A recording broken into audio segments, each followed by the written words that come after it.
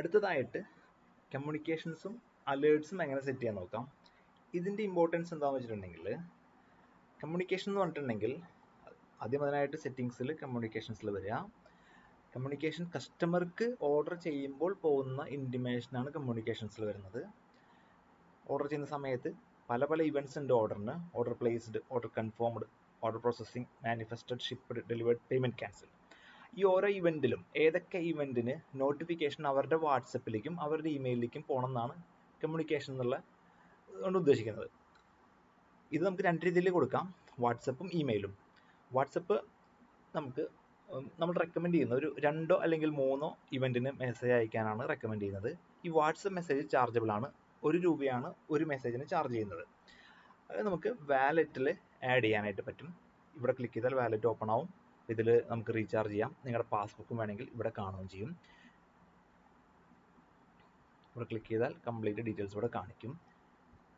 ഞാൻ ടെസ്റ്റ് പർപ്പസിനായിട്ട് ഒരു ചെറിയൊരു എമൗണ്ട് റീചാർജ് ഞാൻ ചെയ്യുന്നുണ്ട്.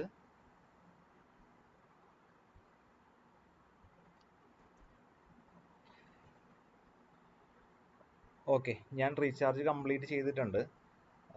പാസ്ബുക്കിൽ പോയിട്ട് ഒന്ന് റിഫ്രഷ് ചെയ്തിട്ടുണ്ടെങ്കിൽ യെസ്, ഞാൻ വാലറ്റ് റീചാർജ് ചെയ്തിട്ടുണ്ട് 100 റുപ്പീസിന്.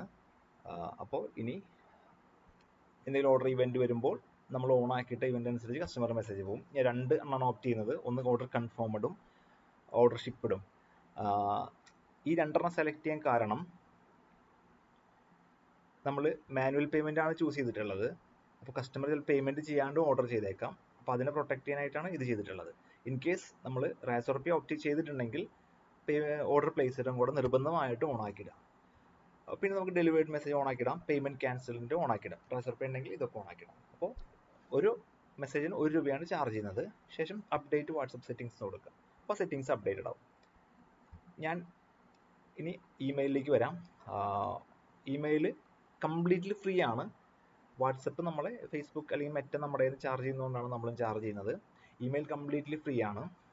അപ്പോൾ ഇതിനായിട്ട് നിങ്ങളുടെ ഇമെയിൽ ഐ ഡി കൊടുക്കണം. നിങ്ങളുടെ ഇമെയിലിൽ നിന്ന് തന്നെയാണ് പോവുക. നിങ്ങളുടെ സ്വന്തം ഇമെയിലിൽ നിങ്ങൾക്ക് അയക്കാനായിട്ട് പറ്റും. അപ്പോൾ ഞാൻ തൽക്കാലം hayat.prodment.com എന്ന് കൊടുക്കുന്നു. എൻ്റെ പാസ്വേഡും കൊടുക്കുന്നു. ടെസ്റ്റ് കണക്ഷൻസ് കൊടുക്കുന്നു. അപ്പോൾ ഈ ഇമെയിലും ഈ ആപ്പ് പാസ്വേഡും കറക്റ്റ് ആണെന്നുണ്ടെങ്കിൽ കണക്ഷൻ സക്സസ്ഫുൾ എന്ന് കാണിക്കും. ആപ്പ് പാസ്വേഡാണ് കൊടുക്കേണ്ടത്. ആപ്പ് പാസ്വേഡ് എന്ന് വെച്ചാൽ നിങ്ങളുടെ ആക്ച്വൽ ഇമെയിലിൻ്റെ പാസ്വേഡ് അല്ല, സെപ്പറേറ്റ് പാസ്വേഡാണ്. ഇത്തരം ആപ്ലിക്കേഷൻസ് ആയിട്ട് ഇൻറ്റഗ്രേറ്റ് ചെയ്യാനായിട്ടുള്ള ഒരു സേഫർ മെത്തേഡാണ് ആപ്പ് പാസ്വേഡ് എന്ന് പറയുന്നത്. ജസ്റ്റ് ഇമെയിൽ അയക്കാൻ മാത്രമേ പറ്റുള്ളൂ. അതായത് നിങ്ങളുടെ ഇമെയിലിൽ നിന്ന് ഫ്രോഡിനറ്റിന് ഒരു ഇമെയിൽ അയക്കാനായിട്ട് പറ്റുള്ളൂ. നിങ്ങളുടെ വേറെ ഒരു കാര്യങ്ങളും ഇവിടെ ഷെയർ ആവണില്ല. വളരെ സേഫായിട്ട് ആണ് ഇത് സിസ്റ്റം വർക്ക് ചെയ്യുന്നത്.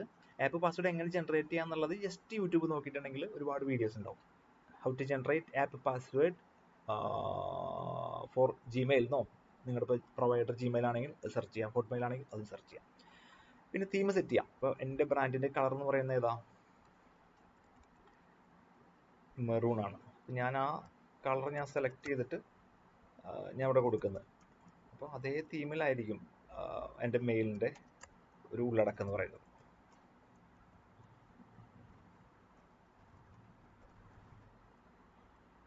ഫോണ്ട്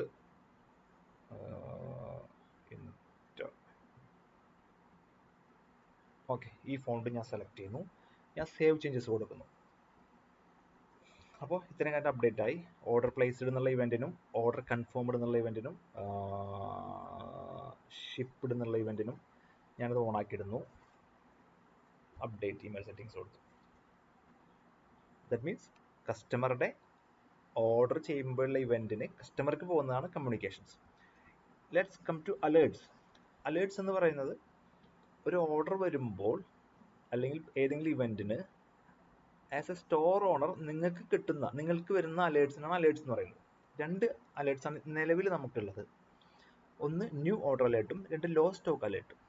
ഈ ലോ സ്റ്റോക്ക് അലേർട്ട് പ്രൊഡക്ട്സിൽ നമുക്ക് സെറ്റ് ചെയ്യാനായിട്ട് പറ്റും. ഫോർ എക്സാമ്പിൾ, പ്രൊഡക്റ്റിൽ നമ്മൾ സ്റ്റോക്ക് ആഡ് ചെയ്യുന്നു, സ്റ്റോക്ക് ഓപ്ഷൻ എനേബിൾ ചെയ്യുന്നു. എനേബിൾ ചെയ്തിട്ട് ഇതിൽ നമ്മൾ സ്റ്റോക്ക് ക്വാണ്ടിറ്റിയും കൂടി 10 ക്വാണ്ടിറ്റി കൊടുക്കുന്നു. ലോ സ്റ്റോക്ക് ത്രഷോൾഡ് നമ്മൾ 5 കൊടുത്താൽ 5 പ്രൊഡക്റ്റിന് താഴെ എപ്പോൾ പോകുന്നോ അപ്പോൾ അലേർട്ട് കസ്റ്റമർക്ക് വരും. നിങ്ങൾക്ക് ആസ് എ സെല്ലർ നിങ്ങൾക്ക് വരും. ഇതാണ് ലോ സ്റ്റോക്ക് അലേർട്ട്. അത് കൊടുത്താലേ അത് വരുള്ളൂ. അത് കൊടുത്തിട്ടുണ്ടെങ്കിൽ നിങ്ങൾക്കപ്പോൾ അതനുസരിച്ച് നിങ്ങളുടെ പ്രൊഡക്റ്റിന്റെ സ്റ്റോക്ക് ഫില്ല് ചെയ്യാനായിട്ട് പറ്റും. എല്ലാ പ്രൊഡക്റ്റിനും ചിലപ്പോൾ 5 ക്വാണ്ടിറ്റി തന്നെ ആയിക്കൊള്ളുന്നില്ല. ചിലപ്പോൾ ഫാസ്റ്റ് മൂവിങ് ആയിട്ടായിരിക്കും. ചില ഡെയിലി 10 എണ്ണൊക്കെ പോകണതായിരിക്കാം. അപ്പോൾ ഒരു 20 ക്വാണ്ടിറ്റി ആകുമ്പോൾ നമുക്കൊരു ഇൻഫർമേഷൻ കിട്ടണം. അപ്പോൾ അത് 20 കൊടുക്കാം. അപ്പോൾ നിങ്ങൾക്ക് അലേർട്ട് വരും. നിങ്ങളുടെ കുറച്ചുകൂടെ ഓപ്പറേഷണൽ പരിപാടികൾ സ്മൂത്ത് ആയിട്ട് നടക്കും. അലേർട്ട് നമുക്ക് മെയിൽ അലേർട്ടും ഉണ്ട്, വാട്സപ്പ് അലേർട്ട് ഉണ്ട്. വാട്സപ്പ് അലേർട്ട് ₹1 ചാർജബിൾ ആണ്. എത്ര നമ്പർ വേണമെങ്കിലും നമുക്ക് കൊടുക്കാനായിട്ട് പറ്റും. അപ്പോൾ നിങ്ങളിപ്പോൾ ഒരു 2 പേരുണ്ട് നമ്മുടെ ബിസിനസ് നടത്തുന്നത്. അപ്പോൾ 2 പേരുടെ മൊബൈൽ നമ്പർ കൊടുക്കാം. 2 പേർക്കും അലേർട്ട് വരും. അവർ വാട്സപ്പിലേക്ക് അലേർട്ട് വരും. അല്ലെങ്കിൽ നിങ്ങൾക്ക് 2 പേര് ഇമെയിൽ ഐ ഡി കൊടുക്കാം. Email I D complete free ആണ്. ഇമെയിലിലേക്ക് വരുന്ന അലേർട്ട് കംപ്ലീറ്റ്ലി ഫ്രീ ആണ്. ഞാനപ്പോൾ HyatProDement.com കൊടുക്കുന്നു, ആഡ് കൊടുക്കുന്നു. എനിക്കിപ്പോൾ multiple email I D add ചെയ്യണമെങ്കിൽ ജസ്റ്റ് അവിടെ ക്ലിക്ക് ചെയ്താൽ മതി. അതിലേക്കൊക്കെ അലേർട്ട് വരും. വാട്സപ്പ് അലേർട്ട് ഞാൻ തൽക്കാലം ഓൺ ആക്കിയിടുന്നില്ല. ഓക്കെ, ഒന്ന് ഓൺ ആക്കിയിടാം കാണിച്ചു തരാനായിട്ട്. നമ്പർ